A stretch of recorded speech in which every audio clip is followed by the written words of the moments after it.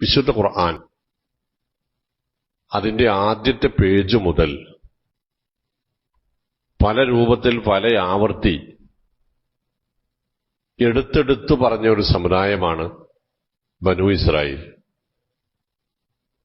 സൂറത്തുൽ ഫാത്തിഹ മുതൽ അങ്ങനെ നീണ്ടു കിടക്കുകയാണത്. അല്ലാഹു സുബ്ഹാനഹു വ തആല ഇത്രമാത്രം അനുഗ്രഹങ്ങൾ നൽകിയ മറ്റൊരു വർഗമില്ല. നബി തിരുമേനി സ്വല്ലല്ലാഹു അലൈഹി വസല്ലം പറഞ്ഞത് കാലത്ത് ബനൂ ഇസ്രായേൽ തസൂസുഹുമുൽ അംബിയ,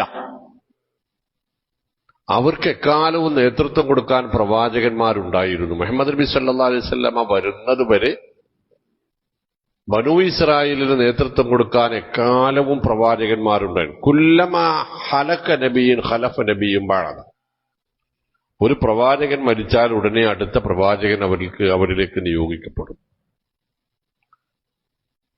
പക്ഷെ അവർ ഇസ്ലാമിക ചരിത്രത്തിൽ, വിശുദ്ധ ഖുർആന്റെ ചരിത്രത്തിൽ അവരെ നമുക്ക് ആദ്യം പരിചയപ്പെടുത്തുന്നത് അല്ലാഹുവേ ഞങ്ങളെ അവരുടെ കൂട്ടത്തിൽ ഉൾപ്പെടുത്തരുതേ എന്ന് പ്രാർത്ഥിക്കാൻ വേണ്ടിയാണ്. ഗൈരിൽ മഗ്ലൂബി അലൈഹിം വലദ്ദാലിൻ. അല്ലാഹുവേ നിന്റെ കോപമേറ്റ, നിന്റെ ശാപ കോപങ്ങൾക്ക് വിധേയരായ ആ വർഗത്തിന്റെ കൂടെ